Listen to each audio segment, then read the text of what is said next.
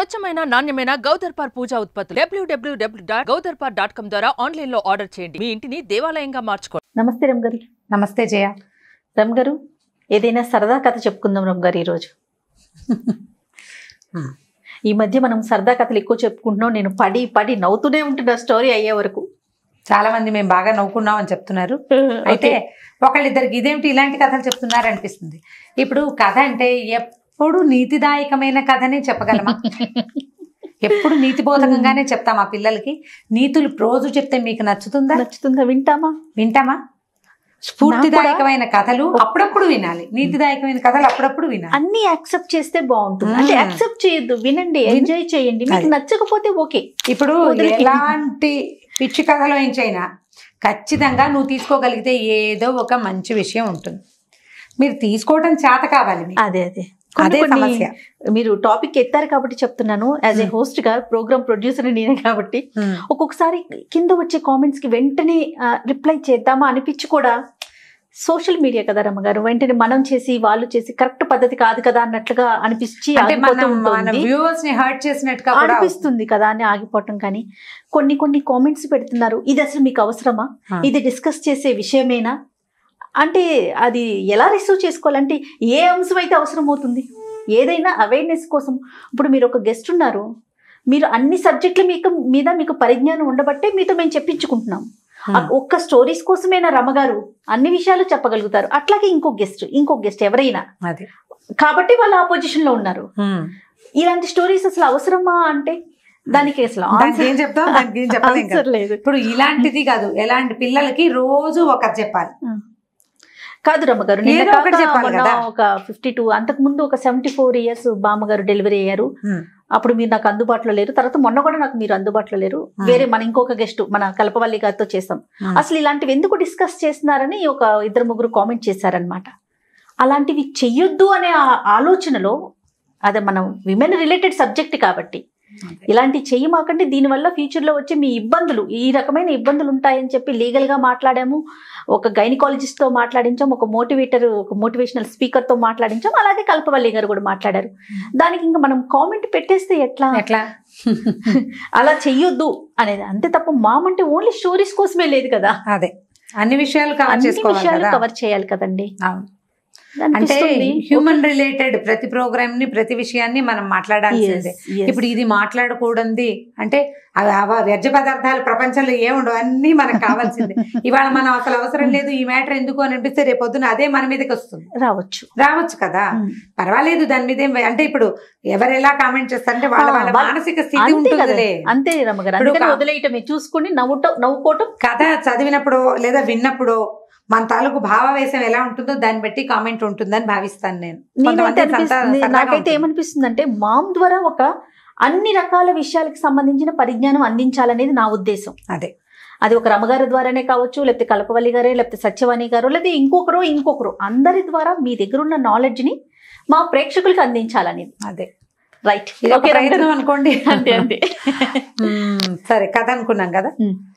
పూర్వం అంట, ఇది మరీ పూర్వం కాదులే, ఒక 700-800 సంవత్సరాల క్రితం పల్లెటూళ్ళలో మనం గాజుల మలారం వేసేవాళ్ళు. గాజుల మలారం ఏంటంటే ఇళ్లలో ఒక చిన్న ఫ్యాక్టరీ లేకుండా అక్కడ గాజులు తయారు చేసుకుని పక్క ఊళ్ళకి వెళ్ళి అమ్ముకోవటం.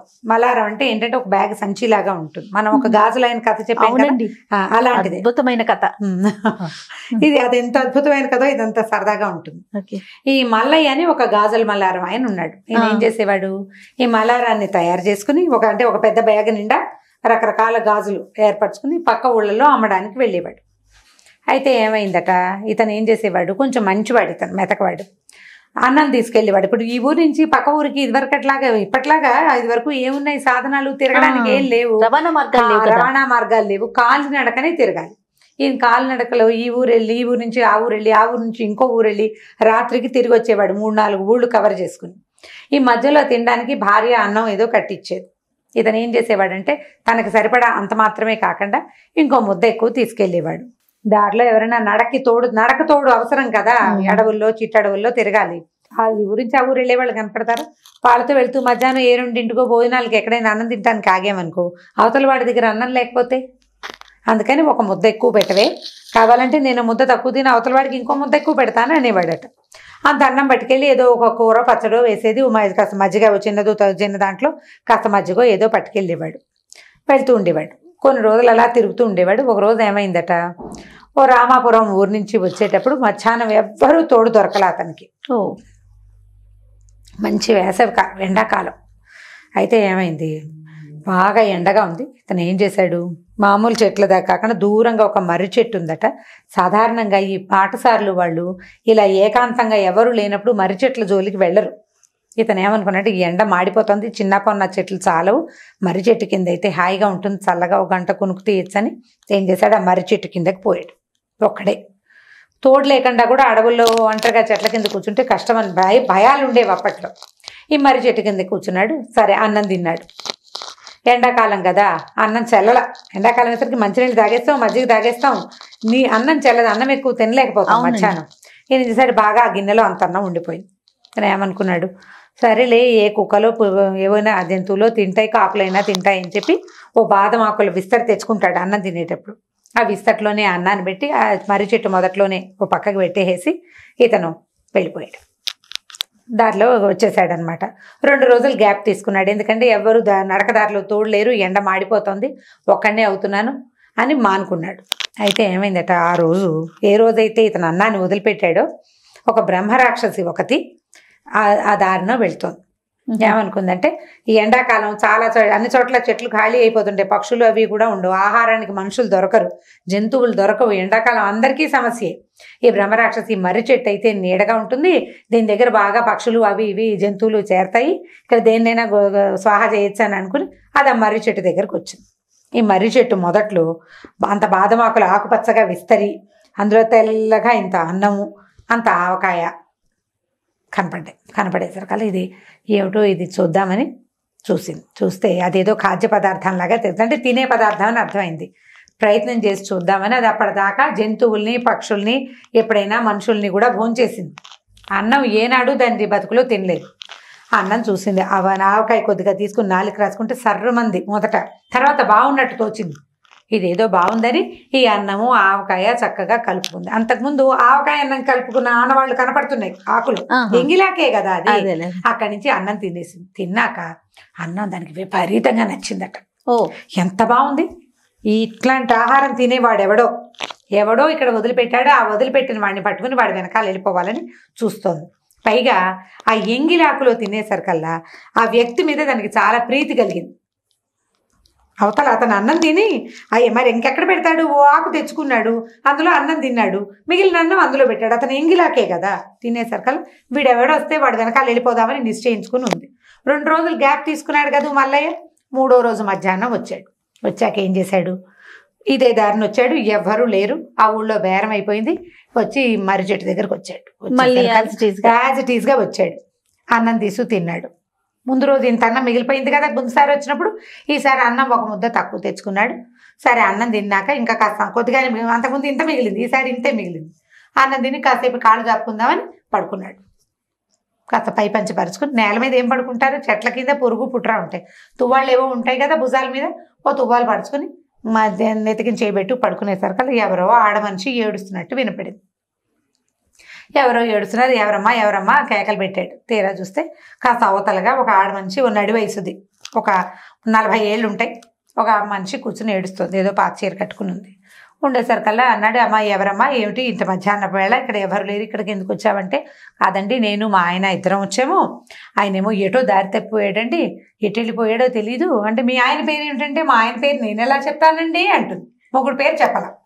మీ ఊరు పేరంటే, ఏమిటోనండి అదేదో ఊరు, అది నాకు తెలియదు. ఏ దారిని వచ్చావు, ఏమోనండి, అన్నిటికీ ఏమోనే, సమాధానం లేదు. ఈయనేమనుకున్నాడు, ఇది ఎవరో వెర్రిబాగుల దానిలా ఉంది, పోనీ అమ్మాయి ఓ పని చెయ్యి, నేను మా ఊరు వెళ్తున్నాను, నువ్వు మా ఊరు వచ్చేసేయి, మా ఊళ్ళో ఉన్న పెద్దవాళ్ళు ఎవరికైనా నలుగురికి చెప్తే మీకు ఇన్ని తాలూకు వాళ్ళు ఎవరైనా ఉన్నారేమో కబుర్లు చేస్తారు. ఇవేముంది, పాత రోజుల్లో అలాగే చేసేవాళ్ళు. ఓ 4 రోజులో 10 రోజులో ఎంతో కొంతకాలం మా దగ్గర ఉంది కానీ మా ఊళ్ళో అనేసరికల్లా అమ్మాయింది, బాబు ఊరికే ఎందుకు ఉంటానండి, మీ ఇంట్లోనూ నేను కాస్త ఒక ముద్ద అన్నం పెట్టించండి, తోచిన పని చేస్తాను, నేను చెయ్యలేని పని ఏదైనా చెప్తేనే వెళ్ళిపోతానండి, అప్పటిదాకా మా ఆయన వచ్చేదాకా మీ ఇంట్లోనే ఉంటానండి అని. బాగుందిగా. పాప అమ్మాయి ఎప్పుడు తిన్నావో, నేను ఎంగిల్ చేశాను అనుకో, మరి ఒక ముద్ద అన్నం ఉంది తింటావా అంటే, అయ్యో ఎందుకు తినండి, పరమానందంగా తింటానని ఆయన పెట్టిన అన్నం ఆవకాయ వేసుకుని మజ్జిగ పోసుకుని శుభ్రంగా ఆయన ఎంగిలన్నం అంతా తినేసి వెనకాలే వచ్చింది. వస్తే సరే వీళ్ళు ఏదో సామాన్య సంసారి గాజుల వ్యాపారం, ఏం డబ్బులు ఉంటాయి వాళ్ళ దగ్గర. సరే వీళ్ళు ఏమనుకున్నారు, జీతం గీతం ఇవ్వలేనమ్మా, అన్నం పెడతానన్నాడు. అబ్బో అదే మహద్భాగ్యం, నాకు కావాల్సింది అదే అని వచ్చేసింది. అమ్మ నీ పేరు ఏంటంటే రాకాశమ్మ అని చెప్పింది. రాకాశమ్మ, అదేం పేరు ఇలా ఉంది పేరు అని అనుకున్నారు. మనిషి చూస్తే మామూలుగానే ఉంది, జుట్టు గిట్టు మొహం అన్ని బాగానే ఉన్నాయి. ఏదో ముత్తైదు పాపం భర్త ఉన్నాడు, ఎక్కడో పోయాడు, ఇప్పుడు కనపట్లేదు. నల్ల పూసలు గాజులు గీజులు బాగా కనపడుతున్నాయి. సరే ఇక అట్ట పెట్టుకున్నారు. అన్ని పనులు చేసేది చక్కగా. 3 పూట్ల 3 పొద్దుల అన్నం తినేది. ఏదైనా స్వీట్ పెట్టినా తినేది కాదు, అన్నం పెట్టు అని అడిగేది. వీళ్ళు ఏం చేశారు, స్వీటు బోటు పళ్ళు గిళ్ళు ఏం తిందు, 3 పొద్దుల అన్నమే కదా, ఏముంది పొద్దున్నే సర్దెను, మధ్యాహ్నం వేడను, రాత్రి కాస్త వేడిగానే చీకటి పడకుండా అన్నం తినేసి పడుకుంటుంది. అన్ని పనులు చేస్తుంది. బాగానే ఉంది. రోజులు గడిచిపోతున్నాయి. ఆ అమ్మాయి ఊరెళ్తానందు, దాని మొగుడు ఎవడో తెలియదు వీళ్ళకి. అలా గడిచింది. ఇప్పుడు ఎండాకాలంలో వీళ్ళ ఇంటికి వచ్చిందా, వర్షాకాలం పోయింది, శీతాకాలం కూడా వచ్చింది. అంటే నవంబర్ వచ్చి డిసెంబర్ వచ్చింది. వచ్చేసరికల్ ఏమైంది, నవంబర్ డిసెంబర్ వచ్చేసరికల్ పొద్దులు చిన్నవి, అవును పగళ్ళు చిన్నవి కదా.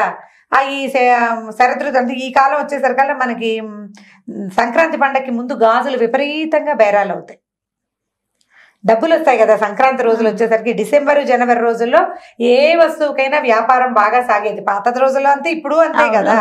సరే ఇతను ఈ డిసెంబర్గా వచ్చేసరికల్లా మార్గశిర మాసం చలి రోజులు, పిల్లలు ఇతను ఇంటికి తిరిగి వచ్చేసరికి తల్లి పిల్లలు అందరూ నిద్రపోతూ ఉండేవాళ్ళు. చీకటి పడిపోతుంది, పొద్దులు చిన్నవి కదా, రాత్రిళ్ళు పెద్దవి, చలి, దుప్పట్లు ముసుకేసుకుని పడుకునేవాళ్ళు.